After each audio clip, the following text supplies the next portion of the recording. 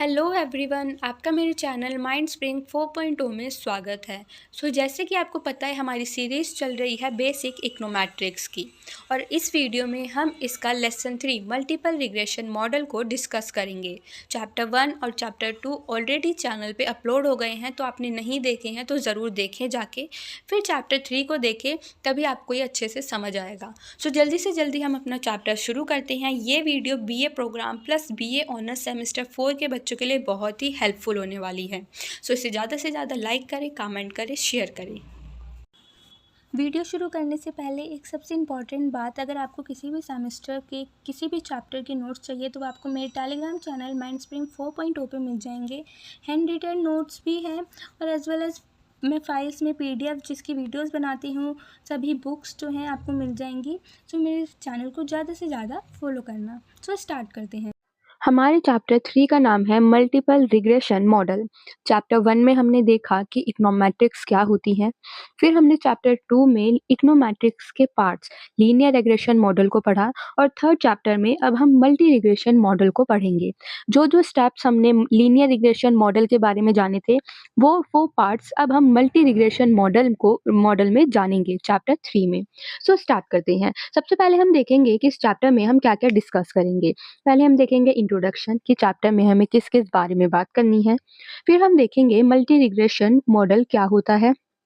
फिर हम देखेंगे एस्टिमेशंस क्या होती है मल्टी लीनियर रिग्रेशन की, हाइपोथेसिस टेस्टिंग क्या कैसे होती है और मेजर ऑफ फिट कि हम फिट कैसे कर सकते हैं एक मॉडल में मल्टी लीनियर रिग्रेशन को, ये देखेंगे। तो यही टॉपिक हमने लीनियर रिग्रेशन मॉडल में देखे थे सेम लीनियर इक्वेशन के अकॉर्डिंग। अब हम यही सारे टॉपिक्स मल्टी लीनियर रिग्रेशन में देखेंगे मल्टी मॉडल के अकॉर्डिंग। स्टार्ट करते हैं।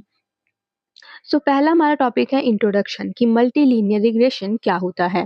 Multi regression linear regression is a powerful statistical technique. क्या है एमएलआर? एक पावरफुल स्टैटिक्स की टेक्निक है जो यूज की जाती है मल्टीपल इंडिपेंडेंट वेरिएबल और सिंगल इंडिपेंडेंट वेरिएबल के बीच में रिलेशनशिप फाइंड करने के लिए। आपको समझ आया होगा। तो एमएलआर है मल्टीपल लीनियर रिग्रेशन, ये एक स्टैटिकल टेक्निक है जो यूज़ की जाती है रिलेशनशिप फाइंड करने के लिए। किसके बीच में? इंडिपेंडेंट वेरिएबल, जो बहुत सारे इंडिपेंडेंट वेरिएबल होते हैं और एक सिंगल डिपेंडेंट वेरिएबल होता है, उनके बीच में रिलेशनशिप फाइंड करता है multiple linear regression. Multiple linear regression में दो या दो से ज़्यादा प्रिडिक्टर्स होते हैं। प्रिडिक्टर्स क्या? इंडिपेंडेंट वेरिएबल जो एक्स हमारे इक्वेशन में होते हैं, वो क्या होते हैं? दो या दो से ज़्यादा होते हैं। This method helps explore how various factors influence outcome, allow for prediction। ये जो मेथड है हेल्प करता है हमें हमारे प्रिडिक्शंस को फाइंड करने में, हमारी हाइपोथेसिस टेस्टिंग में, अंडरस्टैंडिंग रिलेशनशिप स्ट्रेंथ में और उसको डायरेक्शन देने में मदद करता है। कुछ हमारे इकोनॉमिक एग्जाम्पल है जो कि मदद करते हैं जीडीपी को फाइंड करने में।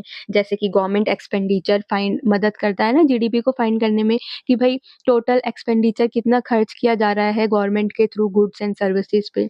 इन्वेस्टमेंट के थ्रू हम पता लगा सकते हैं जीडीपी का, एक कंट्री की जीडीपी की बात हो रही है यहाँ पे। एक्सपोर्ट से कि हम कितना एक्सपोर्ट कर रहे हैं, कितना इंपोर्ट कर रहे हैं, इससे भी हम अपनी जीडीपी का पता लगाते हैं। और हमारे देश में क्या इन्फ्लेशन रेट है। इन्फ्लेशन रेट भी बहुत टाइप्स के होते हैं, उनके अकॉर्डिंग भी हम एक कंट्री की जीडीपी का पता लगाते हैं।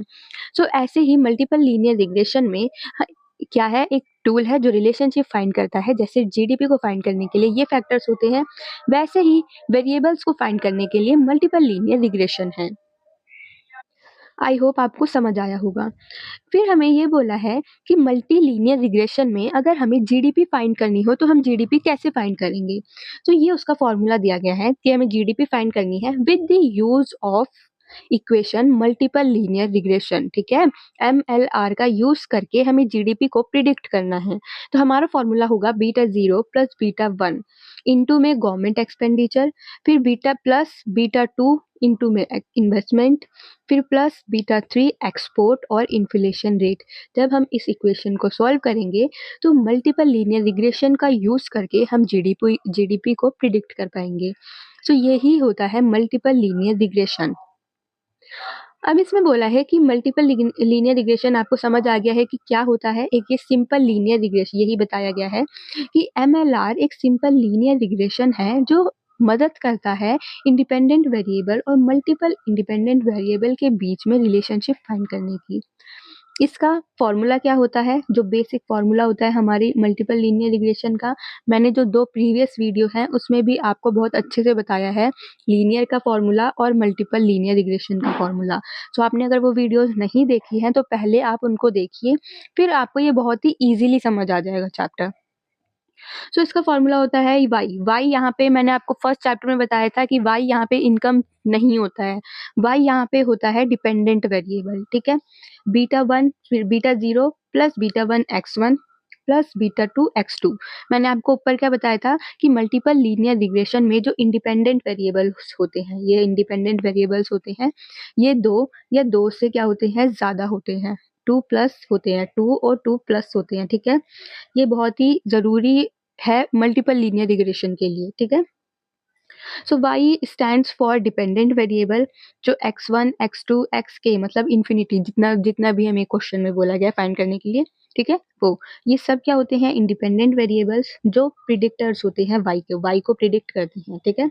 y को फाइंड करते हैं with the use of x1 x2, ठीक है, x3 and so on. Beta 0 होता है इंटरसेप्ट, ठीक है। बीटा 1 बीटा 2 बीटा 3 ये कोफिशिएंट होते हैं x के, ठीक है। कोफिशिएंट का मतलब मैंने आपको चैप्टर 2 में बता दिया था। और E स्टैंड्स फॉर एरर, कि अगर भाई एरर का मतलब भी मैंने आपको बता रखा है, मैं दोबारा एक्सप्लेन नहीं करूँगी क्योंकि एक ही चीज़ को बार-बार एक्सप्लेन करो तो वीडियो बहुत बड़ी हो जाती है। सो मैं अगर आपने ये नहीं देखे हैं तो आप चैप्टर्स में जाके देख सकते हैं वीडियोस में। सो ये होता है पूरा फॉर्मूला मल्टीपल लीनियर रिग्रेशन का। आई होप आपको समझ आया होगा। अब की कंपोनेंट्स क्या होते हैं लीनियर रिग्रेशन के, ये देखेंगे। इंटरसेप्ट क्या होता है, बीटा 0 होता है। इंटरसेप्ट एक्सपेक्टेड वैल्यू होती है y की, कि y की क्या वैल्यू होगी, ये बीटा 0 से भी पता चलता है जब x क्या हो, 0 हो। हम क्या लिखते हैं, बीटा 0 लिखते हैं ना, बीटा 0 फिर प्लस बीटा 1 x1। तो इसमें बोला गया है कि जब हमारे वेरिएबल्स मतलब कि x1 x2 0 होंगे तो बीटा 0 हमारा क्या होगा, इंटरसेप्ट होगा। उसको हम क्या बोलेंगे, इंटरसेप्ट बोलेंगे, ठीक है। फिर सेकंड बोला है स्लोप कोफिशिएंट। स्लोप कोफिशिएंट क्या होता है, जो हमारे बीटा 1 बीटा 2 होते हैं, ये एक्सपेक्टेड चेंज होते हैं y में, एक unit change corresponding x holding other consonant. ये बोला गया है कि अगर जस्ट सपोज हमारी इक्वेशन आगे की नहीं लिख रही हूँ, मैं पीछे की लिख रही हूँ, बीटा 1 x1 है प्लस बीटा 2 x2 है। तो स्लोप कोफिशिएंट में हमें ये बोला गया है कि अगर एक वेरिएबल में कोई चेंज है तो उसका प्रभाव या उसका इम्पैक्ट x2 पर नहीं पड़ेगा, दूसरे वेरिएबल पर नहीं पड़ेगा। यही होता है स्लोप कोफिशिएंट। आई होप आपको समझ आया होगा। फिर आते हैं मल्टीपल प्रिडिक्टर्स। मल्टीपल प्रिडिक्टर्स कौन से होते हैं, जो वेरिएबल्स होते हैं x1 x2 x3 xk तक, जो भी वेरिएबल्स जितने भी हमारे क्वेश्चन में वेरिएबल्स होंगे x होंगे, वो सब क्या होते हैं, मल्टीपल प्रिडिक्टर्स होते हैं जो y को फाइंड करते हैं, ठीक है। फिर रेजिडियल्स क्या होते हैं, difference between observed and predicted. जो भी ऑब्जर्व्ड और प्रिडिक्टेड होता है उसके बीच में जो model y used for model assessment, उसके बीच का जो उनके बीच में जो डिफरेंस होता है उसको हम क्या कहते हैं, रेजिडुअल। आई होप आपको समझ आया होगा। फिर बोल रहे हैं कि अजप्शंस क्या होते हैं। अजप्शंस में आता है लिनियरिटी, इंडिपेंडेंस, होमोस्कैटसिटीज़। गाइज अगर आपको आवाज़ आ रही है तो प्लीज़ उसे थोड़ा इग्नोर करना। Thank you for ignoring. So fifth में क्या बोला था, अजप्शंस क्या होता है, लिनियरिटी, इंडिपेंडेंस और होमोस्कैटसिटी। ये सब मैंने आपको चैप्टर 2 में बहुत डिटेल में बताए थे। अगर मेरे को क्लिप मिल जाती है वो तो मैं इसमें ऐड कर दूँगी, ठीक है। करते हैं। पहला है लिनियरिटी। लिनियरिटी में कैसे होता है, CLRM assume a linear relationship between dependent variable and the explanatory variable। पहले हम ये जानेंगे कि एक्सप्लेनेटरी वेरिएबल क्या होता है। आपको बिल्कुल भी घबराना नहीं है, ये कोई नई चीज़ नहीं है। एक्सप्लेनेटरी वेरिएबल को ही हम इंडिपेंडेंट वेरिएबल कहते हैं और इंडिपेंडेंट वेरिएबल को ही एक्सप्लेनेटरी वेरिएबल कहते हैं, क्योंकि इंडिपेंडेंट वेरिएबल ही डिपेंडेंट वेरिएबल को एक्सप्लेन करता है। इसीलिए एक ऑल्टरनेट नेम बताया है, एक्सप्लेनेटरी वेरिएबल और इंडिपेंडेंट वेरिएबल सेम ही होते हैं। तो ये बोला गया है कि लिनियरिटी में CLRM जो होता है वो लीनियर रिलेशनशिप फाइंड करता है डिपेंडेंट वेरिएबल और हमारे इंडिपेंडेंट वेरिएबल के बीच में, जो हम कैसे एक्सप्रेस करते हैं, beta 0 plus beta 1 x1 beta plus जो भी x2, ये हमारी क्या होती है, इक्वेशन होती है लिनियरिटी के बीच में। जो हमारा y होता है वो डिपेंडेंट होता है और जो हमारी ये x होते हैं ये क्या होते हैं, इंडिपेंडेंट होते हैं। आई होप आपको ये समझ आया होगा लिनियरिटी में कैसे हम यूज़ करते हैं, अजम्पशंस करते हैं CLRM का। अब लिनियरिटी में क्या-क्या हम अजम्पशंस करते हैं जिससे एरर फाइंड ना हो। पहला है ज़ीरो कंडीशनल मीन, मतलब कि हम ये एज्यूम करके चलते हैं कि जो हमारी इक्वेशन है, जो हमारा मॉडल है, उसमें कोई भी एरर नहीं है। हम एरर को ज़ीरो लेके चलते हैं, या error is equal to zero. अगर हमारा एरर जो है ज़ीरो है तो उसमें कोई भी एक्सप्लेनेटरी वेरिएबल नहीं है, कोई भी इंडिपेंडेंट वेरिएबल नहीं है। होमोस्कैडसिटी ऑफ एरर मतलब कि कांस्टेंट वेरिएबल। होमोस्कैडसिटी वेरिएबल में हमारा जो एक्स होता है, जो हमारे वेरिएबल होता है, उसको हम सिग्मा स्क्वायर लेते हैं, जिसका मतलब है the variance of error remain constant across level of explanatory variable, मतलब कि जो हमारा वेरिएंस ऑफ एरर है वो क्या है, कांस्टेंट है। फिर आता है independence of error. Independence of error का मतलब है covariance between error is zero. जो हमारे एरर्स है वो अगर किसी भी कोवेरिएंस में जो हमारा एरर है वो ज़ीरो आया है तो वो इंडिपेंडेंट है। फॉर एग्जांपल हमारी इक्वेशन है y equals to beta 1 plus beta beta 0 beta 1 is x2 plus beta 2 plus x2, ये हमारी इक्वेशन है। अब इसमें इंडिपेंडेंट ऑफ एरर में ये बोला गया है कि अगर किसी मॉडल में कुछ एरर है, फॉर सपोज B1 और x1 में एरर है, तो वो एरर इंडिपेंडेंट होगा। उसमें B2 x2 में कोई डिफ़ॉल्ट नहीं आएगा, उसकी वजह से ना किसी थर्ड इक्वेशन में क्या है डिफ़ॉल्ट आएगा, वो एरर क्या है, इंडिपेंडेंट रहेगा। फॉर एग्जांपल कोई स्टूडेंट्स जो फॉर एग्जांपल मैं आपको एक ईजी वे में समझाती हूँ। इंडिपेंडेंट ऑफ एरर का कोई क्लास है और उसमें ऑलमोस्ट सभी बच्चे गुड है, पढ़ने में अच्छे हैं, बट एक बच्चा जो है वो उतना अच्छा नहीं है जितने सब हैं। तो उस एक बच्चे की वजह से पूरी क्लास में कोई दिक्कत नहीं है ना, सब अपने इंडिपेंडेंट है, सब अपना पढ़ रहे हैं। यही बोल रहे हैं अगर किसी एक चीज़ में एरर है तो उससे बाकियों को कोई भी फ़र्क नहीं पड़ेगा। This is called independence of error. I hope आपको समझ आया होगा। फिर थर्ड अजम्पशन है हमारा नो परफेक्ट मल्टी कोलिनियरिटी, मतलब कि ये ज़रूरी नहीं है कि कोई भी मॉडल हमारा एक प्रॉपर लाइन में होए, ठीक है? मैंने मल्टी कोलिनियरिटी का मतलब आपको बताया है कि ज़रूरी नहीं है कि कोई भी हमारा जो मॉडल है वो परफेक्ट लाइन में होए, परफेक्ट ज़ीरोज़ में होए। ये हमारा कोई भी परफेक्ट नहीं हो सकता है, ये ज़रूरी नहीं है, ठीक है? फिर हम फोर्थ अजम्पशन ये लेके चलते हैं रैंडम सैम्पलिंग। रैंडम सैम्पलिंग में हम ये एज्यूम करते हैं कि जो भी हम डाटा ले रहे हैं वो उस डाटा से ही हम सब चीज़ रैंडम सैम्पलिंग करेंगे। मतलब कि रैंडम सैम्पलिंग को हम इकोनॉमिक्स में कैसे रिप्रेजेंट करते हैं, पॉपुलेशन से, पर यहाँ पे पॉपुलेशन जनता से नहीं होता।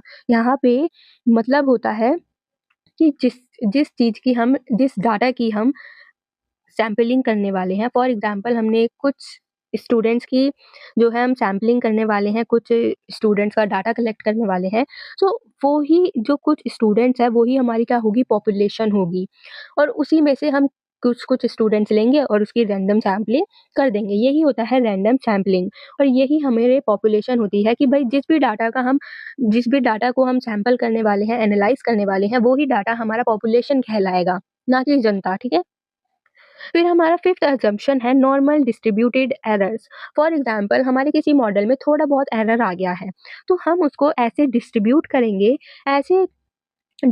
करेंगे कि जो वो मॉडल है उसका एरर थोड़ा कम हो जाए और हमारा मॉडल क्या है, सही हो जाए। तो यही होता है normally distributed error. I hope आपको ये समझ आया होगा अजम्पशंस। अगर आपको कोई भी डाउट है तो आप मेरे से कमेंट सेक्शन में पूछ सकते हैं। फिर हमारा टॉपिक आता है एस्टिमेशन इन मल्टीपल रिग्रेशन मॉडल। अब हम मल्टीपल लीनियर रिग्रेशन मॉडल को एस्टिमेट करने कैसे करेंगे ये देखना पड़ेगा। एस्टिमेशन का मतलब आपको पता होगा, अनुमान लगाना। सो अब हम जो हमारे मल्टीपल लीनियर रिग्रेशन होते हैं उनके जो कोफिशिएंट होते हैं उनको एस्टिमेट कैसे करेंगे ये बताया गया है। इसमें बोला है कि जो सम ऑफ स्क्वायर होता है हमारी इक्वेशन का, वो हम मिनिमाइज़ कर देंगे लीस्ट स्क्वायर का यूज़ करके।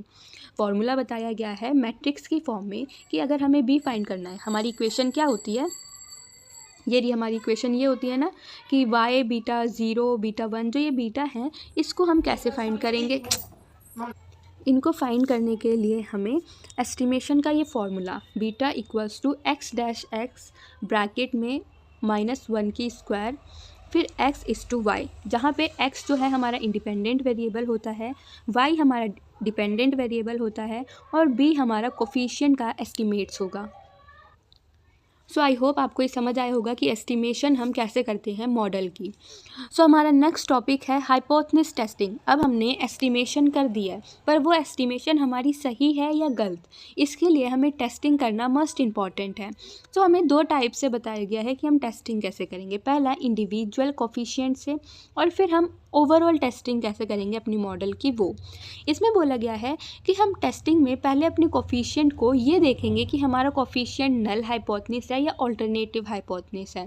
मतलब कि अब ये हम कैसे फाइंड करेंगे, अगर हमारा H0 is to beta 1 equals to 0 है, मतलब कि उस कोफिशिएंट में कोई भी इफेक्ट नहीं है, वो इक्वेशन या वो मॉडल हमारा क्या है, नल हाइपोथेसिस है।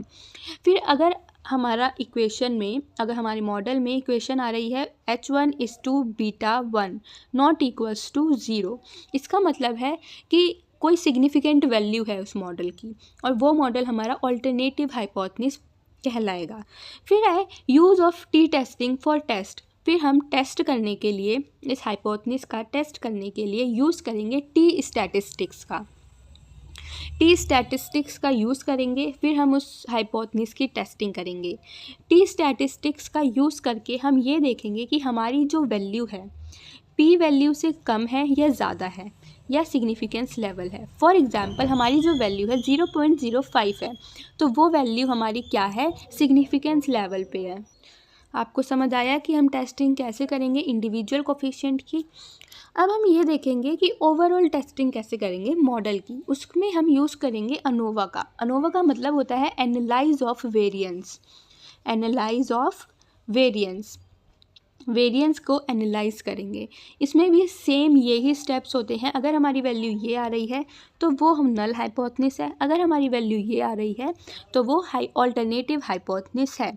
इसका यूज़ करने के बाद हम इसमें यूज़ करेंगे एफ स्टैटिस्टिक्स का टेस्ट करने के लिए।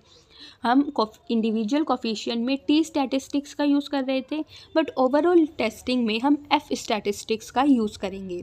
उसके बाद सेम हम ये देखेंगे जो हमारी वैल्यू है वो पी वैल्यू से ज़्यादा है या कम है, ठीक है। और यहाँ पे हमारी टेस्टिंग जो है ख़त्म हो जाएगी। आई होप आपको समझ आया होगा। फिर इसमें हमें कुछ इंटरप्रिटेशंस बताई हैं, कुछ टर्म्स बताई हैं, उनका मतलब बताया है। पी वैल्यू का मतलब क्या होता है कि जो हमारी मॉडल है उसमें जो हमने नल हाइपोथेसिस निकाली है वो ट्रू है या रॉन्ग है। इसको फाइंड करने को हम कहते हैं पी वैल्यू। पी का मतलब stands for probability, okay. Significance level में हम ये देखते हैं कि हमारी वैल्यू जो है 0 से ज़्यादा होनी चाहिए, ठीक है। और टेस्टिंग स्टैटिस्टिक्स में हमने दो टेस्ट देखे, टी स्टैटिस्टिक्स और एफ स्टैटिस्टिक। टी स्टैटिस्टिक हम यूज़ करते हैं इंडिविजुअल कोफिशिएंट में, और एफ टेस्टिंग हम यूज़ करते हैं इनोवा यूज़ ऑफ टेस्टिंग में, ठीक है। तो यहाँ पे हमारा हाइपोथेसिस टेस्टिंग ख़त्म होता है। आई होप आपको समझ आया होगा। अगर आपको कोई भी डाउट है तो आप मेरे से कमेंट सेशन में पूछ सकते हैं, ठीक है। फिर हमारा टॉपिक आता है मेजर ऑफ फिट। हमने मॉडल को फाइंड कर लिया, मॉडल चेक कर लिया, वो मॉडल हमारा सही भी है, बट क्या वो मॉडल जो हमारे दूसरे मॉडल हैं उनके साथ कंपेयर हो रहा है या नहीं। तो ये यूज़ करने के लिए हम यूज़ करते हैं मेजर ऑफ फिट का। मेजर ऑफ फिट में कुछ हमें टर्म्स बताई गई हैं, कुछ फॉर्मूलेज बताए गए हैं जो यूज़ होते हैं फिट चेक करने के लिए, ठीक है। अब वो कौन कौन से हैं, आर स्क्वायर, एक हमने एफ टेस्ट पढ़ा था और एक आर स्क्वायर पढ़ा था। एफ टेस्ट मैंने आपको बताया था चैप्टर 2 में, और इसमें हम ये देखेंगे कि आर स्क्वायर का यूज़ करके मल्टीपल रिग्रेशन में हम कैसे फिट चेक कर सकते हैं, ठीक है। आर स्क्वायर में हम ये देखेंगे जो प्रोपोर्शनल ऑफ वेरिएंस है वो एक्सप्लेन हो रहा है डिपेंडेंट वेरिएबल, जो हमारा डिपेंडेंट वेरिएबल आ रहा है वो प्रिडिक्टर्स उसका चेक करेंगे, ठीक है। फॉर एग्जांपल वाई जो है इंडिपेंडेंट होता है, और जो हमारे इस टर्म में हमारे बी वन एक्स होता है वो क्या होता है, इंडिपेंडेंट होता है। तो एक्स क्या है, वाई को अच्छे से एक्सप्लेन कर पा रहा है। आर स्क्वायर में हम ये चेक करते हैं प्रपोर्शन को चेक करते हुए, ठीक है, प्रपोर्शन का यूज़ करते हुए ये हम चेक करते हैं क्या इंडिपेंडेंट वेरिएबल हमारी डिपेंडेंट वेरिएबल को चेक कर पा रहा है। फिर हम ये देखेंगे कि आर स्क्वायर में जो हमारी मॉडल है वो एडजस्ट हो रही है, हमारी जो प्रिडिक्टर्स है वो एडजस्ट हो रही है, क्या वो ओवर फिटिंग तो नहीं हो रही है। ओवर फिटिंग नहीं होनी चाहिए, इसीलिए हम एडजस्ट करते हैं आर स्क्वायर का। फिर हम क्या करते हैं, रूट मीन स्क्वायर एरर और मीन स्क्वायर एरर का यूज़ करते हैं। ये हमारे जो एरर्स होते हैं उसको मिनिमाइज़ करता है, कम करता है हमारे मॉडल में, ठीक है। फिर हम AIC और BIC का यूज़ करते हैं। AIC BIC penalise model complexity और help select best model. AIC और BIC हमारी हेल्प करता है एक बेस्ट मॉडल को सेलेक्ट करने के लिए, ठीक है, तभी तो हमारा जो मॉडल है वो फिट हो पाएगा ना।